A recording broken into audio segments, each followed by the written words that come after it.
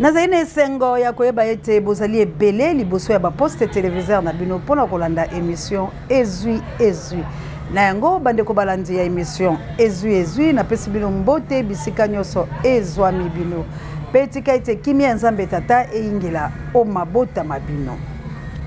République démocratique du Congo oye pambate na banzi ete bino ban songolongo mobimba bolandi bongo sortie médiatique ya mwana mboka Joseph Kabila Kabange na lolenge kani asili ko etaye likambo moko na moko kasi tokozula bino biteni oyo tokoyeba na kochela bino kasi yambo pela tokotela mama likambo la biso loba tamukie pona koloba ete bayi kongomani na banzi bozali komi mona pe boyebi kotanga ngonga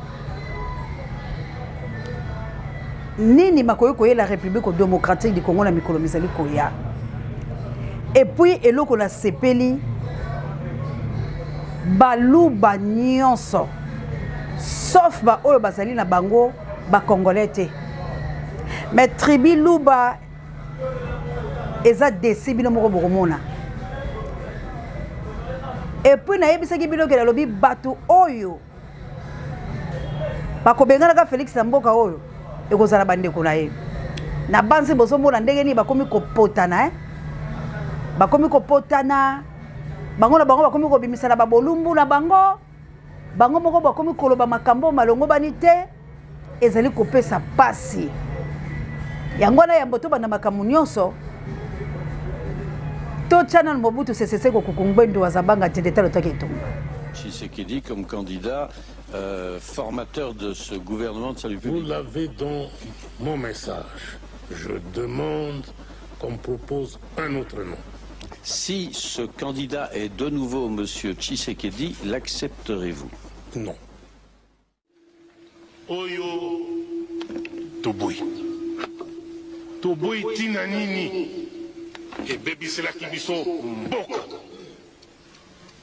Pesoto kebite eko Baby Selaki Biso lisusu Mboka. Yango nazali ko veiller na ba makambwana soki na yo ko bele même moke. Na kamati ba mesure immédiatement sans hésitation mais aucune. Nalingaka koyoka makambwana na matoi na ngai te. Soki omoni mokonzi ba mama batata bandeko. Chauffeur obele Kabila na ye. Cuisinier obele Kabila na ye. Bureau na ye obele Kabila na ye. Mauvais militant. Azali nini tribaliste. Et nous condamnons le tribalisme. Un bon militant du MPR. Azali commissaire d'État. Toki kopekisa ye tia moto ya Kabila na kati ata moko mibalimisa tout. Mais soko nyonso bele bango, vous êtes foutus. Bateau pene na ba komona. Et le signal na tondi na ba mikanda. Vous condamnez le tribalisme. Dans la moto na boy, cabinet na yo bele na boy. Et tondi pa inanga. Donc côté li ba militant parce qu'il le dénonce. Et il vous dénonce. Salaneyango, attention. Nazali chef de l'État, directeur d'un bureau Nangai, maître Nimi, un Zaïrois, un militant. Mais Azali Motoyaba Zaïr, mais ça ne m'empêche pas moi de dormir. Oh, à quoi baba secret ni Nazai Nango na bomba yango. Quel secret? Na bomi motopo a bomba akenda kusakula yango. Ba dossier à l'État. Chauffeur officiel Nangai, capitaine Maïmbi, Bazaïr, qu'est-ce que ça me fait? Akena Kubumanga, il est à beaucoup d'un accident. Na banga e pona nini? Mokonzi ya Maswa Nangai. Commandant ya Maswa, moto ya Ozaïr. Je suis bien. Ba pilote batambu sangai poto Amérique, Asie, Chine, tout ça là ya Zaïr. Munganja Zaïna Katite, mais ce sont des Zaïrois. Ils reconnaissent en moi leur chef et je suis tranquille, en paix.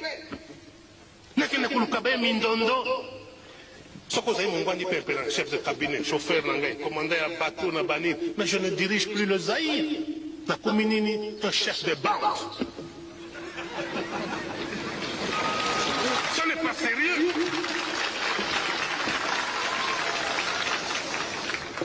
bazali koboya yango bamama batata bandeko ezali mabe ekobebisela biso mboka tokosala retour te tokoma na ba 1960 ndenge tozalaka. Je suis contre yango nazali ko dénoncer et je crois que aux la commissaire d'État, aux la secrétaire d'État, aux la PDG, aux la nani na kati na République du Zaïre atana lobaka note aussi oyoki ngai malamu obanda ko se corriger soki na oki yango correction ezali te. Merci Kabouya, l'homme puissant, on n'échange pas l'équipe qui gagne. Équipe pour la télé États-Unis d'Amérique, mana nangana kunya dolangai nzambale kaloko bambola bino. Yanga mo continent Angleterre, ezali passe la République démocratique du Congo. Est-ce que Mobutu azalaka prophète ya Zaïre te? Est-ce que Mobutu azalaka mutu mabe te? Baloba munoko ya mokolo elumbaka solo memonaka makambu musika. Tango yango ezoloba, cela veut dire que c'est la vérité moko musika oyo mona ozomona te. Tolanda Kabouya CG ya IDPS. Kabila est sérieux. Je vais vous le démontrer. Kabila, avant de quitter le pouvoir, a tali quelle est la formation politique sérieuse oyo et Bumundi Bitumba oyo sans koya na butu ko zombongo epananga. Atali a lobby que c'est l'IDPS.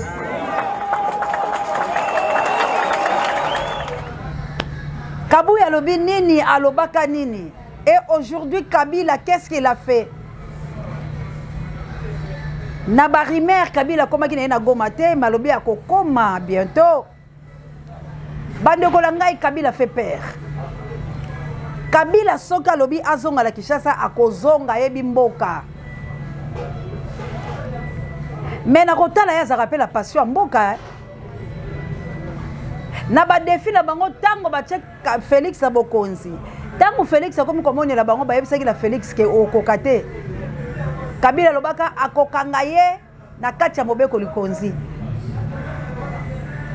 Akangito akangite. Kabouya tshela biso bandambu ndambu ya mola mboka Joseph Kabila Kabani. Mes chers compatriotes, une fois n'étant pas coutume, il convient de dénoncer la falsification de l'histoire par ceux dont le jeu pervers dans l'opposition naguère, comme aujourd'hui au pouvoir, a consisté et consiste encore à calomnier, à diffamer, à diaboliser et à diviser pour gagner et régner, à se défausser sur les autres pour justifier leur contre-performance, quelles qu'en soient les conséquences sur la cohésion nationale ou en termes de vies humaines injustement brisées ou perdues. Une preuve, s'il en fallait encore, vient de nous en être donnée une fois de plus. Il y a quelques jours, en effet, suite à une simple rumeur de la rue ou des réseaux sociaux sur ma prétendue présence à Goma, où je veux me rendre dans le prochain jour, comme annoncé par ailleurs, le régime en place à Kinshasa a pris des décisions arbitraires, avec une légèreté déconcertante qui témoigne du recul spectaculaire de la démocratie. Mieux que quiconque, vous savez que pour moi, le Congo est la priorité absolue, que sa souveraineté et son intégrité territoriale ne sont pas négociables, que mon engagement pour la démocratie, la cohésion nationale, la paix et la stabilité n'est pas un slogan creux, et que le respect de la vertu de l'alternance pacifique. Aujourd'hui, sans repère ni perspective sérieuse du lendemain, et se sont abandonnés, laissés à la merci des entrepreneurs de conflits et de vendeurs d'illusions de tous bords. Rien de ce qui lui a été promis depuis 6 ans n'a été réalisé. À cette jeunesse désabusée, comme à l'ensemble de notre peuple, nous tenons à donner une assurance. L'échec d'un régime compromet, mais ne scelle pas définitivement le sort d'un peuple. Parmi les victimes résignées de ce gâchis se trouve en bonne place notre jeunesse, qui a été pourtant de tout le combat démocratique et qui a beaucoup cru aux vertus de l'alternance pacifique. Aujourd'hui, sans repère ni perspective sérieuse du lendemain, ils se sont abandonnés, laissés à la merci des entrepreneurs de conflits et de vendeurs d'illusions de tous bords. Rien de ce qui lui a été promis depuis 6 ans n'a été réalisé. À cette jeunesse désabusée, comme à l'ensemble de notre peuple, nous tenons à donner une assurance. L'échec d'un régime compromet, mais ne scelle pas. Boyoki malobala ye, bolandi ye, boyoki nenga lobi pour la peuple. Est-ce que akosi makambo o nyoso Kabila lobi abuki lokuta bazalaki na bakor mwana mboka Félix Antoine Tshilombo alinga amboye biso akotaki na kiti la pamba te Kabila pesaki yango pamba te po bazalaki na bakor. Mais comment sikoyo ngo balukela moninga?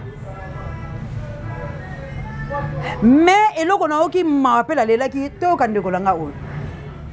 Félix Tshisekedi, je me suis agenouillé pour te dire pardon. S'il vous plaît, ne répondez pas à Joseph Kabila. Je sais que là où tu es, ton cœur bat très fort. Tes conseillers, tes proches, ils vont te pousser à répliquer. Ce n'est pas ça, c'est que le peuple congolais attend de toi. Ce n'est pas ça, c'est que le peuple congolais veut de toi. Ça sera la plus grande erreur que tu commettras si tu essayes de répondre à Joseph Kabila. La meilleure réponse que tu dois donner à Joseph Kabila, c'est l'amélioration des conditions de vie de ce peuple congolais qui souffre, qui a beaucoup souffert, qui a vu en toi une lueur d'espoir, qui est déçu aujourd'hui de ton mandat, avec des détourneurs, avec ceux-là qui vendent des millions. Le peuple congolais a cru en toi. Alors ne tombez pas trop bas. Ne tombez pas dans le piège de Joseph Kabila. Rappelle-toi, un animal devient plus dangereux encore lorsqu'il est blessé. Kabila est blessé, tu l'as blessé, tu as montré à la face du monde qui est Joseph Kabila. Kabila est revenu pour finir avec toi. La seule réponse, je dis bien la seule réponse que tu dois donner à Kabila, c'est l'amélioration des conditions de vie de ce peuple qui t'a voté. Aujourd'hui, même le Balouba sont dans la honte. Le Balouba ne t'ont pas voté parce que tu es Moulouba, non. Parce que tu es Kassaye, non. Ils t'ont voté parce que tu es Congolais. Désolé si tu as mal compris le Balouba. Laisse-moi te dire, si tu ne te ressaisis pas. Bande kolangai ba Congolais. Boyoki ndeko la biso aleli alobi ayebi que la moment au Félix azoyo kama fois masengi na Félix a répondre Kabila te alobi réponse na yo zalande bongi ça po sinon te biso kaka bandeko la yo balu bato kosala nini. Ce n'est pas moi. Bokolo ba pété que la zara prophétesse parce qu'elle a la longueur d'avance. Je vous avais dit que bazana kanda e kosakana te parce que ba échoué lamentablement échec o esalamate de bazana o ezobimba ba o me bazana ba total.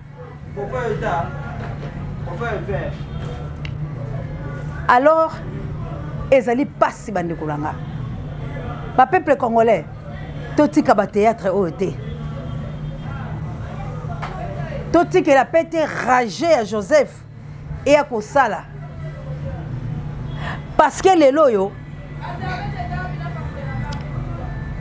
poisson oh to benga Thomson Piodi ebungi na Congo carton à Thomson est comme il a plus de 200 n'a 100 $. Et là vous avez là 60 000 et comme il y a 80 000 à la bonne année mais les lois ndenge nazo ça bile comme 200 et quelques mille puis des hommes on en a été tout gouverné par défi tenderola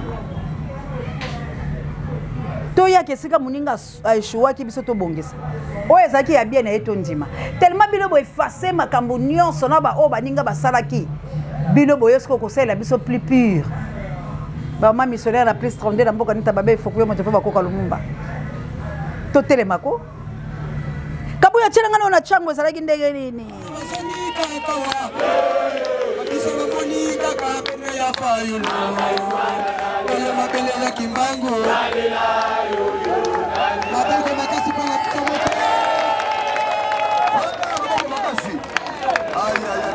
merci Dabilo Banso bandeko langa toko benga na toko tuna na mituna kila mejendetero toke tumankane ko tobokela lokone fampekato tozali koloba la bino nyoso ba congolais ba la chabienne to bengana partout au bozali mona mer de Brino en Autriche ba poramento angola no bondia botar de bonheur terre monsieur ko komela bino to bengana ba mama to bengana ba papa poto libérer nation la biso to tike tumbate ya ba corps ya Kabila la Félix et désorienté combat la biso ezali nous voulons être un pays indépendant parce que tu sois indépendance tout kate ba coloniser biso ça ce sont des aventures de Félix Antoine Tshilombo et ses alliés pour nous distraire pour balkaniser la République démocratique du Congo. Alors tu allez koyebisa na bino ete bo contacter na kacha makambo ba yebi bitape na bango ba préparer ki yango na ba impérialiste pour nous distraire. Alors cette fois-ci tolobi tozali kunate. Félix doit payer ce qu'il avait semé chez Kabila, Kabila mêmement. Mais entre nous les Congolais, tozana posé libération ya est ya République démocratique du Congo. Tozana posa mboka la biso ezala biso superficie ezala lolenge ezala. Mboka la biso to appartenir nango tozala libre ya kokende partout. Et non ndenge bazako boma, et non massa se zobetaka chaque jour les autres bazako sepele na moni nanga zo bimana mosi na tout bonnement bazako sepela ba garde la simalaye mais nous les Congolais nous souffrons. Entre-temps, tu as une distraction. Félix, ça lembi, démissionne-toi. Parce que tu as Kabila wala te. Parce que tu as une longueur d'avance. Bon, ça s'entêter pourquoi? Coopère avec les opposants congolais. Benga bango, yebisa ba congolais tout. Je vous ai fait du mal. Tala makambo sala ki boye boye maintenant bo bunda. Ba congolais ba koso ba arme ba ko bunda. Biso no sotam so to roya to bunda. Parce que to ça la souci to défendre patrimoine na biso. Tango yo zo kanga Congo kachi. Ozo zo mbongo Congo. Regarde tant de bêtises na bokonzango ya bino. On se manque de vous. Tu écoutes ba comme ko piétiner donc ça plie de voleur. Bon négliger Congo, bon salir Congo et baby la dimension qu'on ne sait pas. Mais maintenant, que voulez-vous? Congo qui est cas l'olenge oh, botala yemo kwa kutala kina nini. Bon otoleka. Président Kangami na embouteillage koka moi. Asambwe. Embouteillage la team magasin. Banda 9h. Banda tongo wa depuis 5h.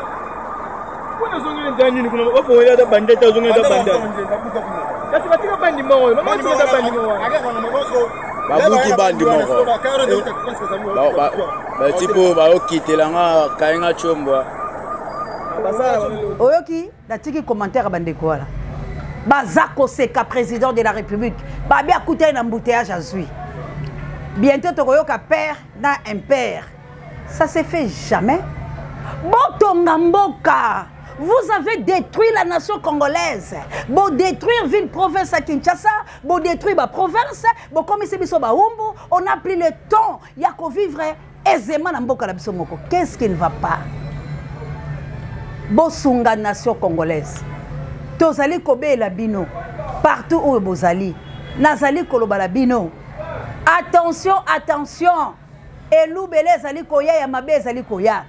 Kabila lobi botala elongi la ye botala ka ba geste la ye. Kabila n'est pas ivoirien au bilo bozo kansa. Il est trop intelligent, trop sage. Kabila za mutu bosa kala ete.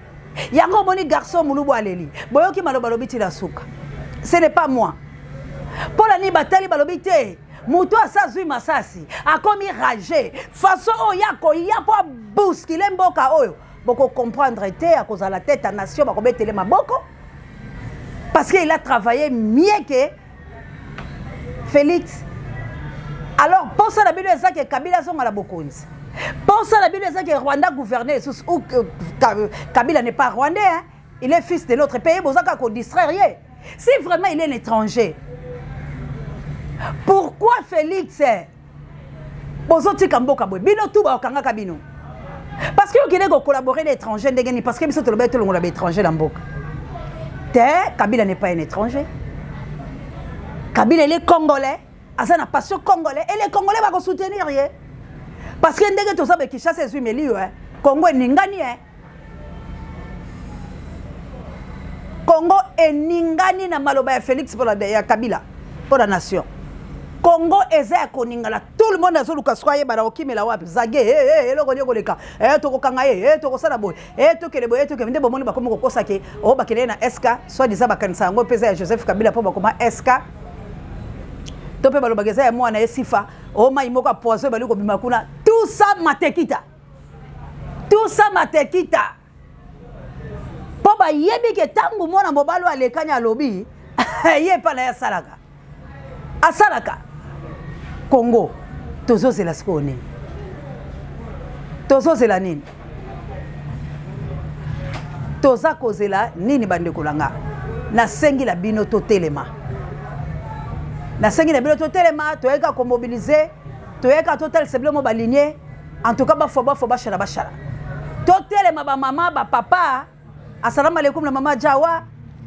Naba mizima nango bala South Africa la mboka ya gilo mpinga ba mama ya moto mozima mite elume mama iya ole elume mama iya omwasi ya mokonza komindumba iya otata mokonzi ya komindumba iya otala bangana banga bakomiko bomana iya otala basimbi mondoki basimbi mingi Toko kende wapi na kongo pwede bolumbu esambwe Toko kende wapi na kongo pwede mitakala la bango Toko kende wapi na kongo bakoma basekisita pe Toko kende wapi na kongo wango toyi Toko iba la Congo na awande na sukisi. Merci la Kabouya l'homme puissant, on échange pas l'équipe qui gagne. JKM le number 1 au CA de la presse congolaise et son ami Gauthier Boulaye.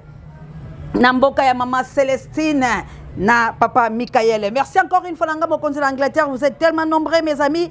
On est toujours ensemble, tous mobilisés. Beau s'abonner massivement à la chaîne de Libération. Beau partager mes missions. Hein? Beau sensibiliser. Tous on a besoin de vivre l'émission du début jusqu'à la fin. Maman Bonheur, maman Eugénie Manga, maman papa Valérie Petelo. Tellement beaux alibis le so beaucoup la kaikala. Nzakomba folonge alfolange tungia kilame je detala take tumba kale ko to le ko fa pekato. Merci la papa J directeur recherche stratégique maman Suisse, maman Samuel, maman Pierrette boza tellement ébélé et personnel sango mokonzi para be miso bangai. Mamour d'Angola la bokiteno Florence Batondo Bido. Que vive l'indépendance, que vive la paix en RDC. Nous voulons la guerre. Toko bundila Congo la biso pe tokozwa lipanda la patrouille la mort nous vaincrons. Papa Fred, maman Clarisse, Namboka, maman Vava, Bajoli Kiedi, maman Sidoni, maman Chantal Tambila, pe li pasaranga ino ya se ante live. To bundela mboka, poete mboka, eza biso. Bye.